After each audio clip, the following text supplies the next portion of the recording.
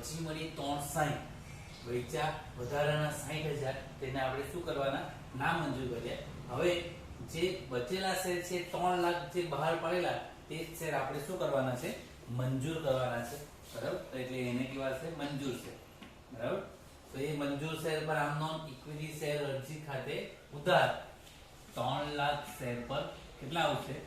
3 lakh share પર 4 લેખે 12 લાખ આવશે. બરાબર, ત્યારબાદ બીજો હપ્તો મંજૂરીનો હપ્તો છે તે આ 3 લાખ શેર પર જ. હવે આ બધું નીકળી ગયું, મંજૂર શેર પર જ બધું ધ્યાનમાં લેવાશે. 3 લાખ ગુણ્યા 3, 9 લાખ મંજૂર શેર છે.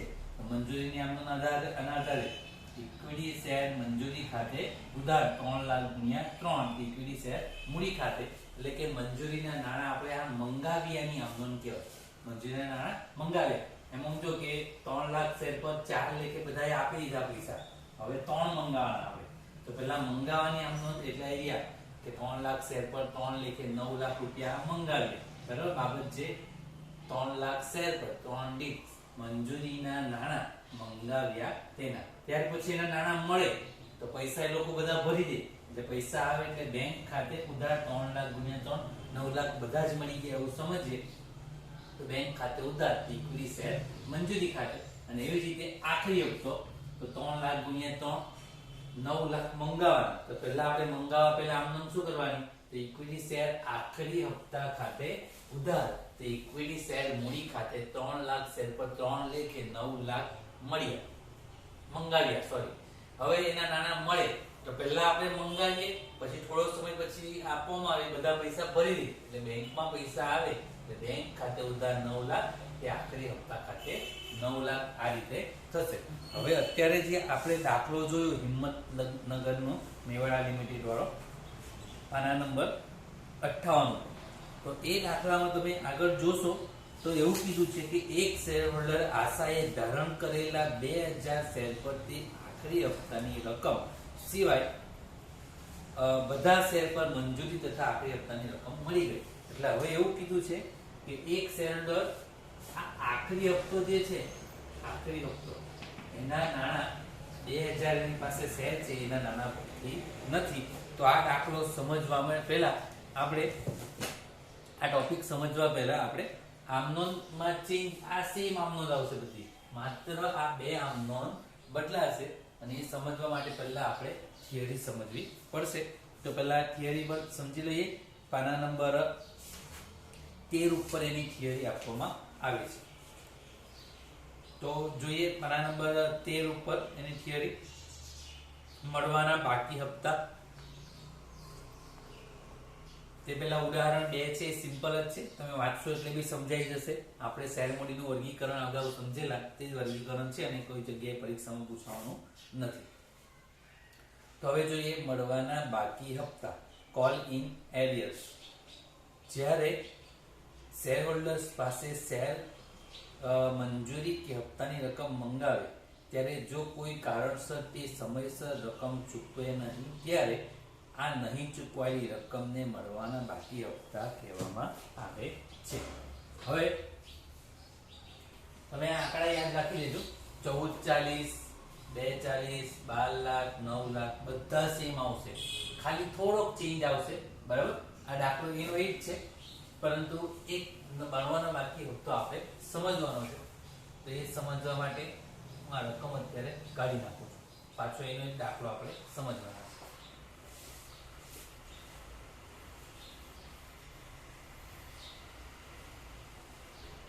હવે અહીંયા એવું કીધું છે મળવાના બાકી હપ્તા એટલે શું? તો કોઈ શેર હોલ્ડર્સ પાસે મંજૂરી કે આખરી હપ્તા, આપણે પૈસા આ રીતે મંગાવીએ, અરજી મંગાવીએ, પછી મંજૂરીનો હપ્તો મંગાવીએ, પછી આખરી હપ્તાનો મંગાવીએ. અત્યારે આપણી પાસે મંગાવેલા હતા આ દાખલામાં 4, 3, 3. તો આ તો બધા ભલે જ છે એમ સમજો. અરજીમાં મળવાનો બાકી હપ્તો આવે નહીં, કોઈ પણ દિવસ અરજીમાં મળવાનો બાકી હપ્તો આવે નહીં. કેમ કે આ તો સૌપ્રથમ પહેલી વખત કંપની જ્યારે શેર મંગાવે, શેર દ્વારા પૈસા મંગાવે તો આ તો બધા જ ભરી દે. બરાબર, એમ સમજો કે આજે 1 એપ્રિલ છે તો 1 એપ્રિલે શેર બહાર પાડે કંપની, તો તો બધા અરજી વખતે જેટલા છે એ બધાના પૈસા કંપનીને 4 રૂપિયા લેખે મળે, જેટલા ઈચ્છુક હોય એટલા, બરાબર. પરંતુ આ મંજૂરી ક્યારે, તો થોડાક સમય પછી મંગાવે, એટલે કંપનીને જ્યારે જરૂર પડે તો ઓગસ્ટ મહિનામાં ધારો કે મંગાવે, એપ્રિલ પછી મે, જૂન, જુલાઈ, ઓગસ્ટ 3-4 મહિના પછી મંજૂરીઓ મંગાવે. તો હવે મંજૂરીના કંપની 3 લેખે મંગાવે છે. આપણા બહાર પાડેલા શેર હતા 3 લાખ હતા, બરાબર. એના ઉપર આપણને અરજી મળેલી હતી 3,60,000. એના ઉપર 4 લેખે બધા આપી દીધા. પછી વધારાની અરજી આપણે નામંજૂર કરી હતી, તે નામંજૂર અરજી 60,000. એટલે છેલ્લે આપણે બચેલા જે છે 3 લાખ એ આપણે શું કરેલા, મંજૂર. તો એ જ આપણા શેર બહાર પાડેલા, એ શેર આપણે મંજૂર કરવાના. 3 લાખ મંજૂર છે. તો હવે જ્યારે આ 3 લાખ શેર પર કંપની 3 રૂપિયા મંગાવે છે, અથવા તો આ 3 લાખ શેર પર કઈ રહ્યા 3 મંગાવે, તો એવું જરૂરી નથી કે બધા જ પૈસા ભરી દે. દાખલા તરીકે મેં આ 3 લાખ શેરમાંથી મારી પાસે 5,000 શેર છે કંપનીના, એટલે મેં 5,000 શેર પર 4 લેખે કંપનીને પહેલા અરજી કરી લી. કંપનીએ મારા બધા શેર મંજૂર કરેલા, એટલે મારી પાસે કેટલા રૂપિયા લીધેલા, 20,000 રૂપિયા લીધેલા. હવે કંપનીએ એપ્રિલ મહિનામાં મંગાવેલા ત્યારે મેં આપેલા 20,000. હવે કંપનીએ આ 3 રૂપિયા મંગાવ્યા, એટલે મારે કેટલા ભરવાના થયા, 5,000 ગુણ્યા 3, 15,000 ભરવાના થયા, બરાબર. પરંતુ એપ્રિલમાં લોકડાઉન શરૂ થયેલું ત્યારે પૈસા હતા એટલે એ ભરી દીધા. ત્યારે હવે લોકડાઉન પછી પૈસા બધા પૂરા થઈ ગયા. તો હવે 5,000 ગુણ્યા 3, 15,000 મારે ભરવાના છે. હવે મારી પાસે એ પૈસા નથી, તો હું એ પૈસા ભરતો નથી. તો એ જ્યારે 5,000 શેર પર 3 લેખે હું નથી ભરતો, ત્યારે કંપની માટે એ શું કહેવાય, મળવાના બાકી હપ્તા. જ્યાં સુધી હું ન ભરું ત્યાં સુધી કંપની માટે 15,000 રૂપિયા એ શું કહેવાશે, મળવાના બાકી હપ્તા. અથવા તો એવું પણ બને કે કદાચ ત્યારે મારી પાસે પૈસા હોય, બરાબર, તો ત્યારે હું એ પૈસા ભરી દઉં, 5 તારીખ 15,000 હું ભરી દઉં, બધા જ શેરધારક ભરી દેતા છે. પરંતુ આખરી હપ્તો જ્યારે કંપની મંગાવે, ધારો કે ડિસેમ્બરમાં, ત્યારે કદાચ એવું બને કે આ 3 લાખ શેરમાંથી કોઈ શેરધારક પાસે શેર હોય 2,000, એની પાસે પૈસાની તકલીફ હોય, તો એ પૈસા ન ભરે કોઈ પણ કારણસર, તો ત્યારે એ પણ કંપની માટે શું કહેવાશે, મળવાના બાકી હપ્તા. ટૂંકમાં મળવાના બાકી હપ્તા એટલે શું, તો કંપનીના જે આ શેર છે એમાંથી ઘણા બધા શેરધારકો છે, એમાંથી આ 3 લાખ શેર બધા વચ્ચે વેચાયેલા છે, એમાંથી કોઈ એક કે કોઈ બે આ હપ્તા ભરતો ન હોય, તો એ કંપની માટે શું કહેવાય, મળવાના બાકી હપ્તા. ક્લિયર? તો આને કહેવાશે મળવાના બાકી હપ્તા. હવે જ્યારે મળવાના બાકી હપ્તા હોય ત્યારે એ મળવાના બાકી હપ્તાની આવનોંધ પણ લખવાની આવે, આવનોંધમાં એની નોંધ કરવાની આવે કે ભાઈ આ હપ્તો મળવાનો બાકી છે. તો આ જ આવનોંધમાં વચ્ચે આવશે, બરાબર. કઈ રીતે આવશે એ સમજવાનું છે આપણે. તો તે પહેલા થિયરી જોઈએ તો મળવાના બાકી હપ્તા ખાતા રાખવાની 2 પદ્ધતિ છે. તો એક તો પહેલી મળવાના બાકી હપ્તા ખાતું ઊભું કર્યા વિના, અને બીજું મળવાના બાકી હપ્તા ખાતું ઊભું કરવામાં આવે ત્યારે. પાના નંબર 13 પર છું, મળવાના બાકી હપ્તા ખાતું ઊભું કર્યા વિના. 1 મિનિટ પાણી પી લો.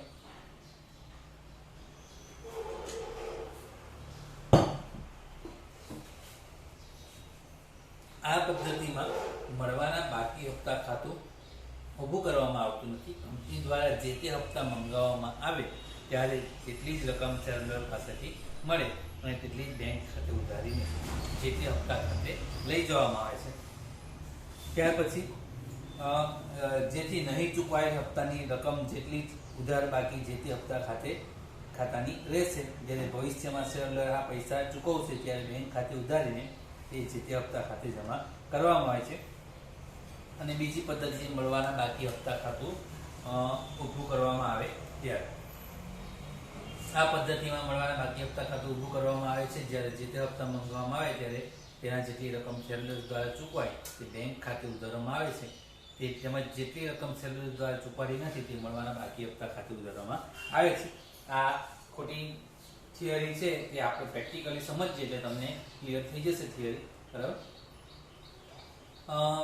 અંદર ઉદાહરણ આપ્યું છે તે જે જોઈએ કે જય લિમિટેડ તેના 50,000 શેર પર ₹2 લેખે પ્રથમ હપ્તો મંગાવ્યો હતો. 1,000 શેર ધરાવનાર શેરહોલ્ડર્સ હપ્તો સમયસર ચૂકવી શકતો નથી અને તે પ્રથમ હપ્તાની બાકી રકમ ચૂકવી દીધી અને બધા શેરહોલ્ડર્સ પાસેથી પૂરેપૂરી રકમ સમયસર મળી ગઈ છે. તો આપણે આ દાખલા દ્વારા સમજીએ.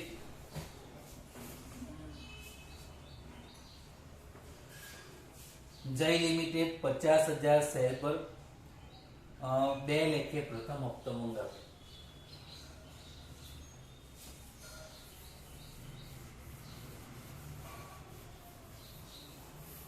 હવે અહીંયા પૂરી વિગત નથી આપી, ખાલી એટલું સમજીએ કે 50,000 શેર છે, મંજૂર છે, બરાબર. એના ઉપર અરજીના તો ઉપર પૈસા આવી ગયા છે, ₹4 કે ₹3 જે હોય, બરાબર. પરંતુ 2 લેખે પ્રથમ હપ્તો મંગાવ્યો હતો એટલે મંજૂરીના પણ ભરાઈ ગયા છે એમ સમજો તો, બરાબર. 4 હવે આખરી હપ્તો કેટલાનો છે? પ્રથમ અને આખરી હપ્તો ₹2 છે. તો આ તો એને ભરી દીધા, આ પણ ભરી દીધા. આ 2 લેખે 50,000 પર 2 લેખે પ્રથમ હપ્તો મંગાવ્યો હતો. 1,000 શેરહોલ્ડર્સ આ હપ્તો ભરી શક્યો નથી. એટલે પ્રશ્ન આમનો ક્યાં આવશે? આ તો સેમ આવશે આમનો. અહીંયા પ્રશ્ન આવશે આખરી હપ્તામાં. તો આખરી હપ્તા વખતે અથવા તો પ્રથમ હપ્તો કે તો પણ ચાલે ને, પ્રથમ અને આખરી હપ્તો. તો ત્યારે આમનો પહેલી શું આવવાનું? તો પહેલી આમનો આવશે ઇક્વિટી શેર મંજૂરી ખાતે પ્રથમ હપ્તા ખાતે ઉધાર. કેટલા આવશે? તો 50,000 ગુણ્યા 4 એટલે કંપનીએ મંગાવ્યા કેટલા? 50,000 ગુણ્યા 4 એટલે 1 લાખ હજુ મંગાવ્યું. તે ઇક્વિટી શેર મૂડી ખાતે 1 લાખ. હવે આ મંગાવ્યો એટલે હજુ કંપની એમ સમજો કે પહેલા તો 50,000 ગુણ્યા 4 2 લેખે મંગાવ્યા. 50,000 ગુણ્યા 2 લેખે મંગાવ્યા. કંપનીને અત્યારે એવું નથી ખબર કે કોણ પૈસા ભરવાનું નથી, એટલે કંપનીએ બધા પૈસા ક્યાં લઈ ગઈ? મૂડી ખાતે. હજુ મંગાવ્યું. હવે આ 2 શેર પર 1,000 લેખે કોઈ એક વ્યક્તિ પાસે કેટલા શેર છે? 1,000. તે આ ₹2 ભરતો નથી, એટલે કે 1,000 ગુણ્યા 2 કેટલા નથી ભરતો? 2,000 ભરતો નથી. તો હવે આ સંજોગોમાં જે બેંક વાળી આમનોંધ આવશે, છેલ્લી આમનોંધ, બરાબર, આ છઠ્ઠી અને પછી સાતમી આમનોંધ જે આવવાની, તેમાં શું ફેર થવાનું? તો હવે બેંક ખાતે ઉધાર કંપનીને પૈસા મળવા જોઈએ કેટલા? 1 લાખ. અંદાજ શું છે? 1 લાખ. તો એના પર કેટલા ઓછા મળશે? એક શેરધારક 1,000 ગુણ્યા 2 નથી ભરતો, એટલે કેટલા નહીં ભરે? 2,000 નથી ભરતો. એટલે 1 લાખ માંથી 2,000 ઓછા મળે એટલે કેટલા મળશે? 98,000 મળશે, બરાબર.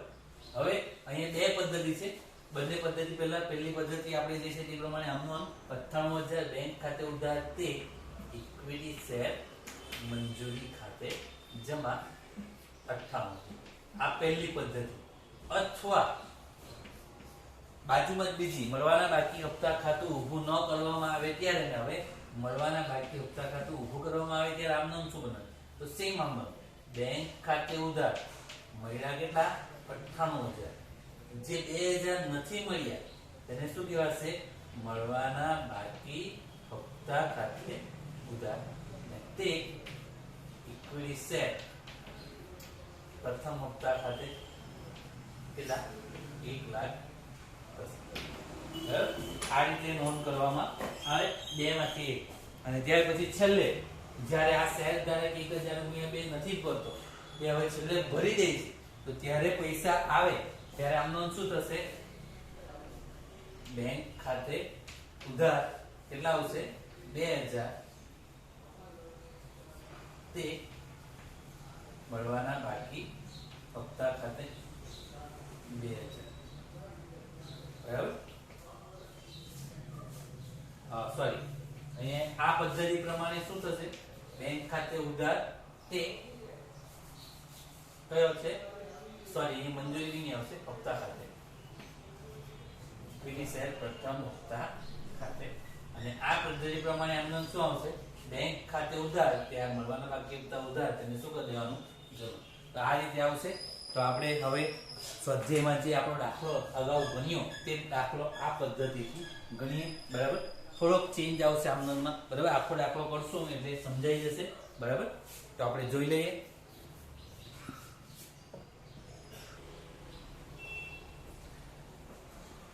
અગાઉના વિડીયોમાં આપણે જે સ્વાધ્યાયમાં હિંમતનગરની મેવાડા લિમિટેડ વાળો દાખલો જોયો હતો. સોરી, હા, એ જ પાના નંબર 58 ઉપર છે છઠ્ઠો દાખલો. એ આપણે હવે ફરીથી જોઈશું મળવાના બાકી હપ્તાના વેરિએશન સાથે. તો એની વિગતો પહેલા છૂટી પાડી દઈએ. આપણે બધાને ખબર જ છે, જે વિગત ખબર છે એ લખીએ. બહાર પાડેલ શેર, બહાર પાડેલ શેર હતા કંપનીના 3 લાખ. એની સામે આપણને મળેલ અરજી, કંપનીએ જાહેર જનતા માટે કેટલા શેર બહાર પાડ્યા? 3 લાખ. એમાંથી જાહેર જનતાએ લોકોએ બધા ખરીદ્યા, તેના માટે સામે અરજી કંપનીને આવી 3,60,000 શેર ખરીદવા માટેની અરજી આવી. કંપની જેટલા બહાર પાડે એટલા જ મંજૂર કરી શકે, એટલે 360 ન મંજૂર કરી શકે.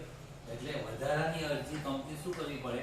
નામંજૂર નિરોપને એ લોકોના પૈસા પાછા પરત આપવા પડે.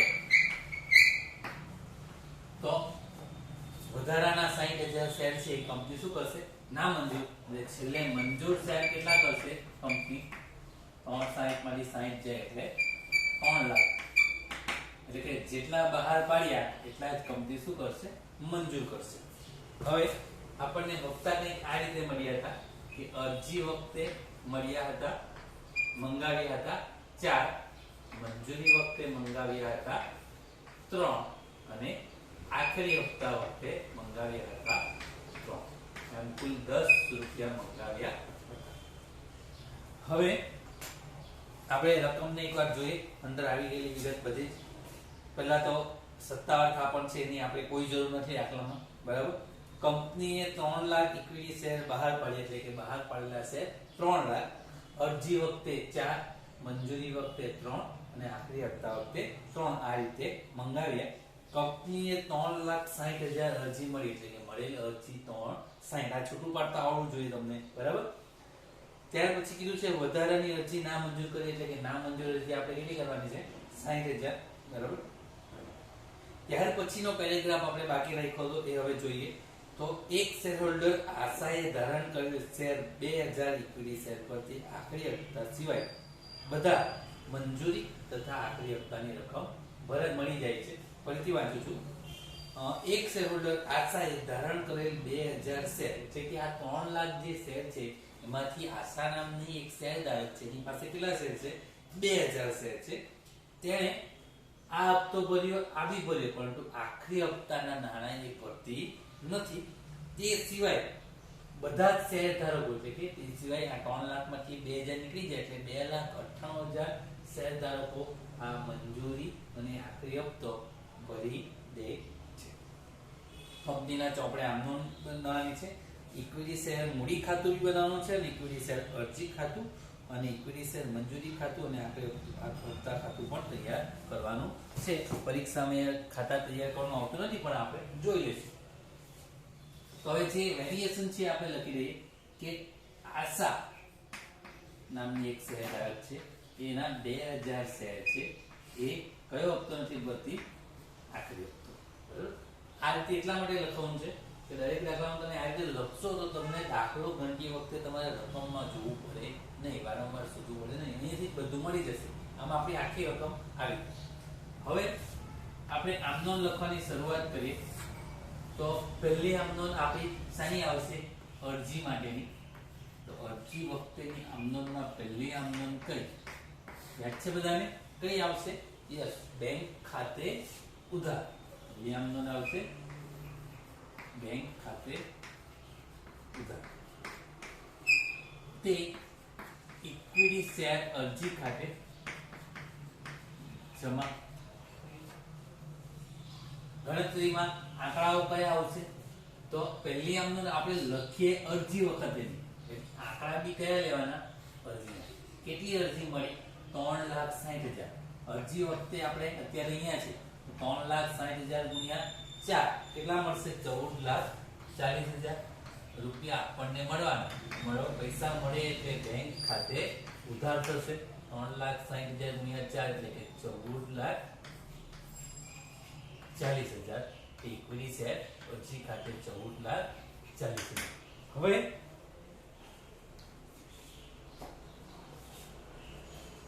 આ અરજી વખતે મળી ગયા. હવે એ પછી તરત જ આપણે શું કરવાનું? 3,60,000 નહીં, આપણે તો કેટલા મંજૂર કરવાના છે? 3 લાખ. તો આ જે વધારાના 60,000 છે એ આપણે શું કરવાના છે? ના મંજૂર કરવાના છે. તો ના મંજૂર કરે તો મળ્યા પૈસા ત્યારે બેંક ખાતે ઉધાર, અરજી જમા થઈ. હવે ના મંજૂર કરે છે, પૈસા પાછા પરત કરે છે, તો આમને ઊંધી કરી નાખવાની. ઇક્વિટી શેર અરજી ખાતે ઉધાર તે બેંક ખાતે કેટલા ના મંજૂર કરવાના છે? તો 60,000 શેર ના મંજૂર કરવાના છે.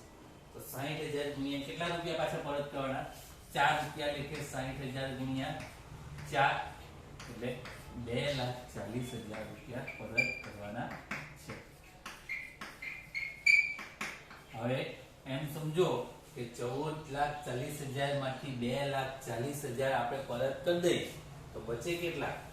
14,40 માંથી 2,40 નીકળી જાય તો કેટલા બચે? 12 લાખ રૂપિયા બચશે. કેટલા બચશે? 12 લાખ. તો એ આપણે શું કરવાના છે? મંજૂર કરવાના છે. તો એ ગણતરી આપણે તાળો મેળવી લઈએ કે એમ સમજો 360 માંથી આપણે 60,000 શેરના નાણાં પરત કરી દેવાના. તો બચ્યા કેટલા? 3 લાખ. 3 લાખ શેર પર કેટલા મંજૂર કરવાના? 4. 3 લાખ શેર પર 4 લેખે બધા નાણાં 12 લાખ ક્યાં લઈ જવાના? મૂડી ખાતે. આમ નોંધ આવશે ઇક્વિટી શેર અરજી ખાતે ઉધાર. ઇક્વિટી શેર અરજી 14,40 માંથી 2,40 નીકળી ગયા એટલે કેટલા આવશે?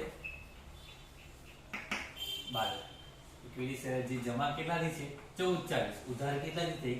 2,40. 14,40 માંથી 2,40 જાય એટલે કેટલા બચ્યા? 12 લાખ. તે ઇક્વિટી શેર મૂડી ખાતે લઈ જવાના. આટલા શેર આપણે મંજૂર કર્યા તેના. બાબતજી પર પરથી જોઈ લે. પહેલી આંદોલનની બાબત જે જોઈ લીધી બીજી ના મંજૂરની જોઈએ તો 60,000 શેર પર 4 લેખે વધારાની અરજી ના મંજૂર કરી તેના. અહીંયા 3 લાખ શેર પર 4 લેખે અરજીના નાણાં મૂડી ખાતે લઈ ગયા તેના. અરજીનું કાર્ય અહીંયા પૂર્ણ. હવે આવશે મંજૂરી વખતેની આમ નોંધ. મંજૂરી વખતે પહેલી આમ નોંધ શું આવશે? તો આજ આધારે ઇક્વિટી શેર મંજૂરી ખાતે ઉધાર તે ઇક્વિટી શેર મૂડી ખાતે જમા. મંજૂરીના નાણાં મંગાવ્યા તેના. હવે જે શું આવશે? તો હવે આ ભૂલી જવાનું બધું જ. બચ્યું ખાલી મંજૂર. તો ત્યાં આગળ લેવાનું. તો 3,000 શેર પર 4 આવી ગયા. હવે કેટલા? 3 મંગાવવાના. 3 લાખ શેર પર 3 લેખે મંગાવીએ તો કેટલા મંગાવવાના? 3 લાખ ગુણ્યા 3 કેટલા આવશે? 9 લાખ. 9. બરાબર. મંજૂરીના નાણાં 3 લાખ શેર પર 3 લેખે મંગાવ્યા તેના. હવે આ પૈસા મંગાવીએ. હવે આપણે અહીંયા જોવાનું કે કોઈ નથી ભરતું એવું કોઈ છે? ના, એ તો આખરી હપ્તામાં છે. આ તો બધા એક ભરી દીધા છે. તો બધા પૈસા મળવાના. પૈસા મળે એટલે બેંકમાં પૈસા આવે એટલે બેંક ખાતે ઉધાર 3 લાખ ગુણ્યા 3 કેટલા આવશે?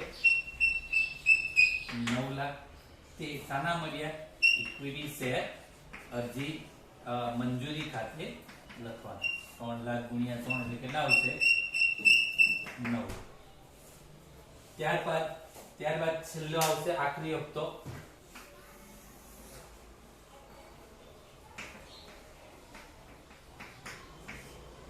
તો હવે આખરી હપ્તાની રકમ આપણે મંગાવવાની છે. તો આખરી હપ્તો મંગાવવામાં આવે ત્યારે તો હવે કંપની અત્યારે મંગાવે છે 3 લાખ શેર પર કેટલા મંગાવશે? 3. અત્યારે કંપનીને એવું નથી ખબર કે આશા નામની જેના પાસે 2000 શેર છે 2-3 રૂપિયા ભરવાની નથી એવું કંપનીને ખબર નથી, એટલે કંપની તો એની જેમ રૂટીન આમનોંધ કરશે એ જ કરશે કે શું આમનોંધ કરશે કે ઇક્વિટી શેર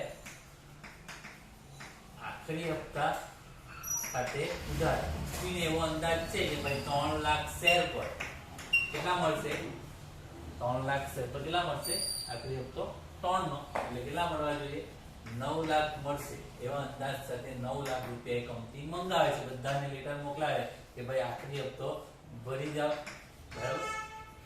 એટલે 9 લાખ રૂપિયા મૂડી ખાતે લઈ જઈ બાબત જે 3 લાખ શેર પર 3 લેખે આખરી હપ્તાના નાણાં મંગાવીએ જાહેર જનતા પાસેથી મંગાવ્યા તેના. જાહેર જનતા ન કહેવાય એને શેરહોલ્ડર જ કહેવાય, એટલે શેરહોલ્ડરો પાસે મંગાવે. હવે એના પૈસા આવશે ત્યારે પૈસા બેંક ખાતામાં આવશે એટલે બેંક ખાતે ઉધાર. કંપનીનો અંદાજ શું છે 9 લાખ આવવાના, પરંતુ અંદર કેટલા ઓછા આવવાના. કંપનીનો અંદાજ છે 3 લાખ શેર પર 3 લેખે 9 લાખ આવશે એવો અંદાજ હતો, પરંતુ 2000 ગુણ્યા 3 એટલે કેટલા ઓછા આવશે, 2000 શેર પર 3 લેખે નહીં ભરે એટલે 6000 નથી ભરવાના, એટલે આવશે કેટલા, તો 9 લાખ માંથી 6000 જાય એટલે 8,94,000 જ આવશે, બરાબર ને, 8,94,000 આવશે. તો બેંક ખાતે ઉધાર કેટલા આવશે, 8,94,000. હવે આપણે અત્યારે પહેલી પદ્ધતિ, બે પદ્ધતિમાંથી પહેલી પદ્ધતિની આમનો શું આવશે, બેંક ખાતે ઉધાર 8,94,000 તે ઇક્વિટી શેર આખરી હપ્તા ખાતે 8,94,000, બરાબર. એક જ મિનિટ પાછા કહું તો ઓકે 8,94,000 છે. આંકડો કેવી રીતે એવી ખબર પડી બધાને, કંપનીને આવવા જોઈએ મળવા જોઈએ 3 લાખ ગુણ્યા 3 એટલે કે 9 લાખ મળવા જોઈએ, પરંતુ એક શેરધારક 2000 ગુણ્યા 3 એટલે કે 6000 ભરતો નથી, એટલે મળશે કેટલા, 9 લાખ માંથી 6000 જાય એટલે 8,94,000 મળે. બેંક ખાતે ઉધાર કે ઇક્વિટી શેર આખરી હપ્તા ખાતે જમા, બરાબર. આ રીતે આવશે. અથવા તો બીજી પદ્ધતિમાં આ મળવાના બાકી હપ્તા ખાતું ઊભું કરવામાં આવતું નથી, પરંતુ મળવાના બાકી હપ્તા આપણે લખવા હોય તો અથવાની બીજી આમનું શું આવશે, બેંક ખાતે ઉધાર. મળવાના તો 8,94,000 છે, 94 છે, પણ જે બીજા 6000 નથી મળ્યા તેને આપણે દર્શાવાય, તેને શું દર્શાવવાનું, મળવાના બાકી હપ્તા ખાતે ઉધાર 8,06,000 આવશે. અહીંયા ગુણાકાર લખો હોય તો લખી શકો કે ભાઈ 3 લાખ માંથી પેલા 2000 શેર નથી મળવાના, 3 લાખ શેર માંથી 2000 શેર પડે એટલે કે 2,98,000 શેર પર આપણને 3 રૂપિયા લેખે મળી ગયા, એટલે કેટલા, 8,94,000. 2000 શેર પર 3 લેખે નથી મળ્યા એટલે 6000, એટલે કે 298 + 2 એટલે 3 લાખ શેર નો તાળો થઈ ગયો. તે ઇક્વિટી શેર આખરી હપ્તા ખાતે જમા કેટલા આવશે, 9 લાખ રૂપિયા આવશે. અને પછી ભવિષ્યમાં જ્યારે એ શેરધારક આ પૈસા 6000 નથી આશાએ નથી આપ્યા, કદાચ 2 મહિના 3 મહિના પછી આપી દે તો આમનો, અત્યારે આમાં દાખલામાં એવું કીધું નથી કે આપી દે, પણ જો આપી દે એવું કીધું હોય કે એને પછીથી પૈસા વધેલા, તો આપણે આમનો લખવાની થાય તો કઈ થાય, તો મળવાના બાકી હપ્તા ખાતું અહીંયા ઉધાર કર્યું છે એને શું થઈ જશે, જમા. પૈસા આવશે એટલે બેંક ખાતે ઉધાર તે ઇક્વિટી શેર તે મળવાના બાકી હપ્તા ખાતે 6,000. આ પદ્ધતિ હોય તો, અને જો આ પદ્ધતિ હોય તો આપનો શું આવશે, બેંક ખાતે ઉધાર તે મળવાના બાકીની જગ્યાએ તે આખરી હપ્તા ખાતે જમા, બરાબર. આ રીતે એની આમનો થશે. અત્યારે આપણને આપ્યું નથી એટલે દાખલાના જવાબમાં આ આવશે નહીં, બરાબર. હવે દાખલામાં આપણને એવું કીધું છે ખાતા બનાવવાની વાત પણ થઈ છે, તો આમનો વચ્ચે જ ખાતા બને. પહેલું ખાતું કીધું છે ઇક્વિટી શેર મૂડી ખાતું બનાવવાનું છે. હવે જગ્યા છે નથી, પરંતુ આપણે એડજસ્ટ કરી લઈએ. પહેલું ખાતું છે ઇક્વિટી શેર મૂડી ખાતું.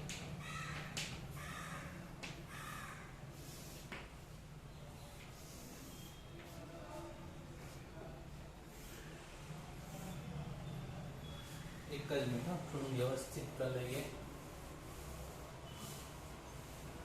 એક ઇક્વિટી શેર મૂડી ખાતું કીધું છે, પછી બીજું કીધું છે ઇક્વિટી શેર અરજી ખાતું,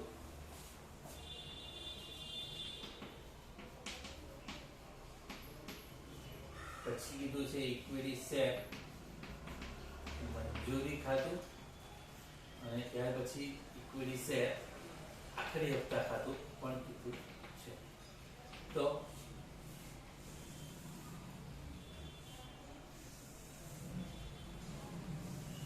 દરેક ખાતા આપણે બનાવી દઈએ. તમારે આ ખાતાનો નમૂનો જોવો હોય તો ઉદાહરણમાં સેમ ટુ સેમ દાખલો છે, ત્યાં તમે જોઈ શકો.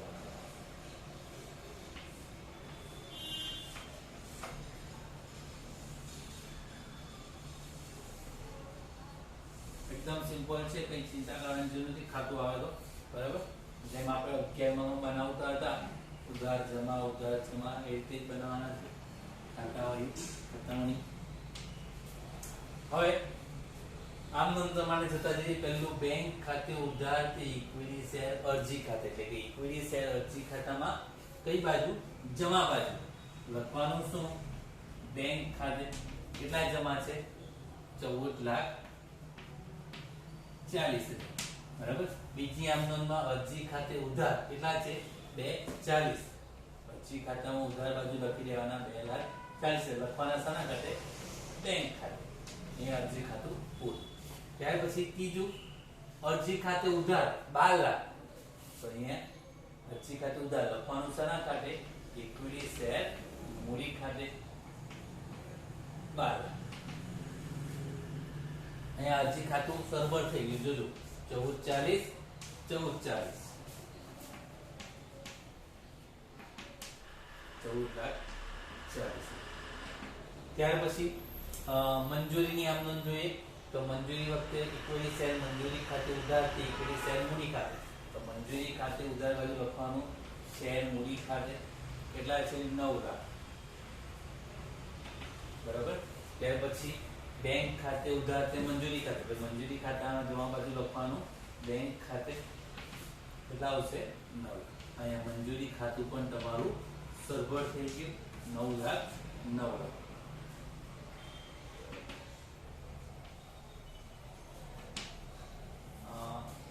એક સોરી આ મૂડી ખાતું રહી ગયું. અરજી ખાતે ઉધાર તે ઇક્વિટી શેર મૂડી ખાતે. ઇક્વિટી શેર મૂડી ખાતામાં લખવાનું શેર અરજી ખાતે કેટલા આવશે? 12,00,000. ત્યાર પછી મંજૂરીમાં પણ ઇક્વિટી શેર મૂડી ખાતામાં જમા બાજુ શેર મંજૂરી ખાતે 9,00,000 બરાબર. ત્યાર પછી આખરી હપ્તામાં ઇક્વિટી શેર આખરી હપ્તા ખાતાની ઉધાર બાજુ, ઇક્વિટી શેર આખરી હપ્તામાં ઉધાર બાજુ લખવાનું શેર મૂડી ખાતે 9,00,000. અને મૂડી ખાતામાં આખરી હપ્તો 9,00,000 બરાબર. ત્યાર પછી આખરી હપ્તા ખાતામાં જમા બાજુ 8,94,000. તો આખરી હપ્તામાં જમા બાજુ બેંક ખાતે 8,94,000, 6,000 ઓછા મળ્યા. અને અથવા વાળી આમ નોંધમાં એ બાબત જે આવી ગઈ બરાબર, એટલે અહીંયા પૂરું થઈ ગયું. તો આ રીતે તમારું ખાતાઓ બનશે બરાબર. પરીક્ષામાં આ ખાતા બનાવવાનું નથી પૂછાતું, આમ નોંધ જ પૂછાય છે. તો સમજાઈ ગયું બધાને? ન સમજાઈ ગયું હોય તો પૂછી શકો બરાબર. વિડીયો જોયા બાદ વિડીયો અહીંયાથી મોકલાવવામાં આવે તે પૂરેપૂરા જોવાના, તો જ સમજ પડશે બરાબર. અધૂરા વિડીયો સ્કીપ કરીને જોશો તો તમને કંઈ સમજ પડશે નહીં બરાબર. હવે આપણે આગળના સ્ટેપ પર નેક્સ્ટ લેસનમાં જોઈશું બરાબર. Thank you very much.